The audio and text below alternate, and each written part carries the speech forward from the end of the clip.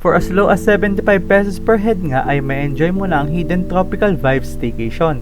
Fresh air, peaceful vibes at may perfect tropical aesthetic, whether chill time, barkada hangouts or quick escape from the city.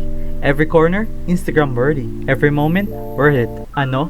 Kita. Yes sir mga Coops, ako nga pala si Kadax, ang bibi mo Banchmako at nandito tayo sa my place sa may barangay Ilog, Taal, Batangas. Papasok ng kantong are sa tabi ng simbahan ng Santa Teresita, pero pwede nyo din sila i-search sa maps. Pag nakita nyo nga ang chapel na are ay malapit na kayo. Kasama din natin ang Adam and Eve family, si Winwin at si Puge. Siyempre comment mo na din kung saan umabot ang ating video para ma-shoutout kayo sa susunod na video. My place is a peaceful tropical hideaway na parang mini vacation the moment na pumasok ka.